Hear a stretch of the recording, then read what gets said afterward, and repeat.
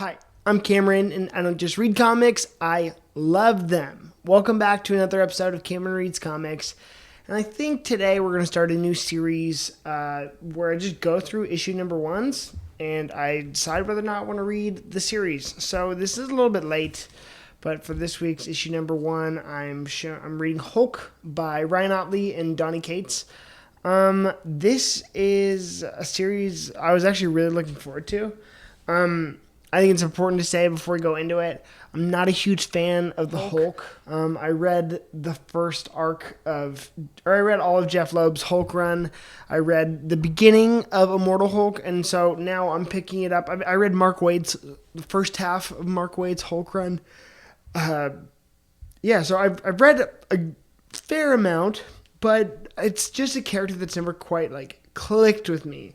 And so after reading Donny Cates' runs on Venom, Thor, Doctor Strange, Silver Surfer, characters I didn't know I'd quite be able to get into, that's what brought me here. He's just one of those writers I've talked about where whatever he's coming out with, I'm going to read. And then on the other half of that, the other thing that brought me here was Ryan Ottley's artwork. I read all of Invincible the same way he kind of launched Spider-Man, the new Amazing Spider-Man with Nick Spencer. I knew that this was something I wanted to be a part of, and I love his art. So these two collaborating together brought me here. I knew I needed to participate with it when I saw those names on the book, and then seeing that the issue number one cover in particular was absolutely. This book actually is pretty interesting because it comes at a funny time for Marvel. Donny Cates had just finished Venom, and Al Ewing was wrapping up his run on Immortal Hulk. And so literally they just switched places. Donny took over Hulk, and Al Ewing took over Venom. So it's interesting. I think that's, I don't know, I wanted to mention that because I thought that was so funny. Let's get into the story.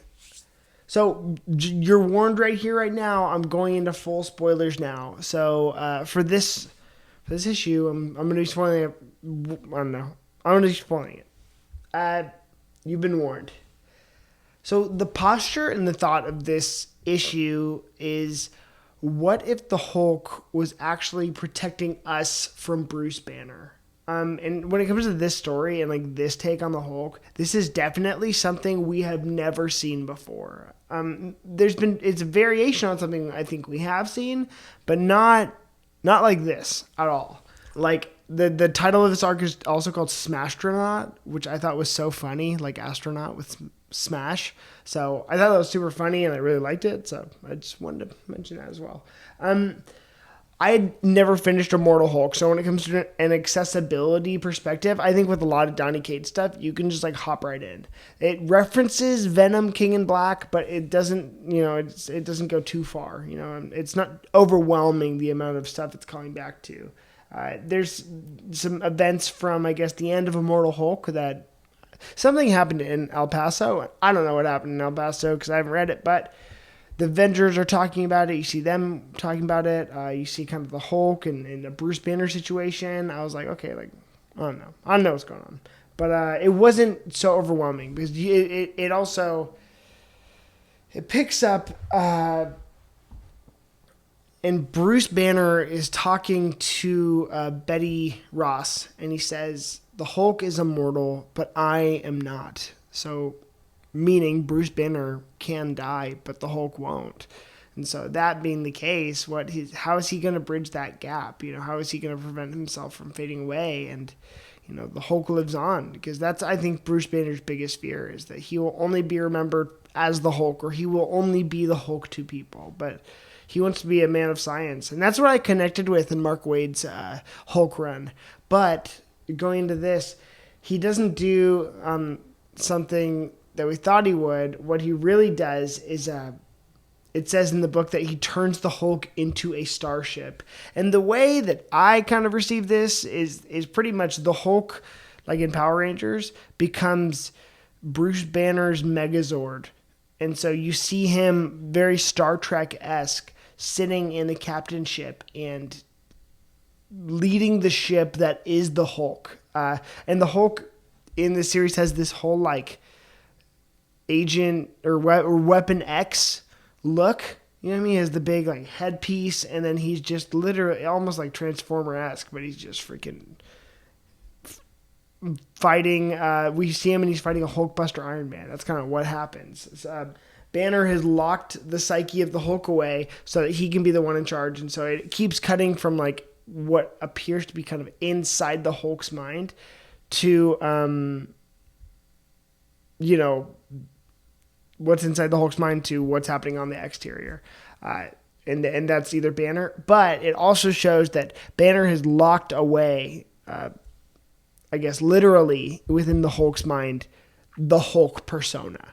So you see it, and the book actually opens with the Hulk pounding at a door like pretty much of his cell to get out of his brain and go get Banner. The Hulk wants to be the captain of his own ship. We see him. We pretty much find out at the end of this issue that Iron Man is trying to keep Hulk away from a portal that's going to lead him into another dimension. It's not safe, but Bruce Banner doesn't care. And the issue ends on the note that Bruce Banner, the Avengers in the Marvel Universe has a plan for the Hulk, but they've never had to make a plan for Bruce Banner. And so he says, I'm not afraid of my rage anymore. I'm fueled by it, which is just kind of like, whoa, like this is not the Hulk we've seen before, at least, especially not the Banner we've seen before. And I'm really looking forward to the opportunity to kind of get to know Bruce Banner better. So I'm really excited. That's the story. For the art in this issue, I wanted to give a big shout out to Ryan Ottley, because I think this book was just him doing what he does best. Big bloody action sequences. It's gnarly. Hulk fights like 3 different Hulkbuster Iron Man suits, which was gnarly. I think his art for the Hulk is awesome, and like I just think he has such clean lines. Like I think everything looks exactly how he wants it to look, and that's what one of my favorite things about Ryan Ottley's art is. The lines are so good. I think it's also such a great superhero style, and that's what the Hulk deserves. I don't know. I'm not so well versed in the Hulk enough to be able to like say what kind of artists have been on, but none of them have been quite to my taste. I really did like, I think, Joe Bennett on Immortal Hulk. I thought his art was really good, but again, I don't know. It's up for interpretation. Although I guess all the Hulk runs I've read, I like the art, but I want him to. I feel like there's no flagship Hulk team that has been the freaking guys. So that being the case, I guess now we're going to go to the rating. And because it's a single issue, I don't want to rate it out of like 1 through 5 or even 1 through 10. This is the first chapter of a story, so I don't think it's very fair to judge a story on that. But because it's a first issue, its job is to get me to buy the second issue, to keep going with the series. And so my rating scale is going to be whether or not I'm going to buy the second issue. And I'm sure you guys know that I'm definitely going to buy the second issue of this series. Because of Ryan Ottley and Donny Cates. I think that they are 2 great collaborators. And what Donny did for Venom, for me, like I wanted to like Venom. I just didn't have a window into him. I didn't know how to relate to that character. What he did with Venom changed the way I viewed him, and so I will gladly take on that new perspective for the Hulk. I also love his Thor right now, but I've always like Jason Aaron's Thor run was the one that did that for me, and so picking up where he left off, it's been really good. Like, you didn't have to twist my arm to get me to buy the series. In fact, I feel like it took forever to finally get here. So I will definitely be picking up Hulk number 2, and maybe it'll make, not this year, but maybe next year it'll make my top 10 list. So remember, I'm Cameron. I don't just read comics. I love them. Make sure to clobber those like and subscribe buttons, as well as leave me a 5-star rating and review on iTunes when you go check out my podcast, Cameron Reads Comics. See you next time.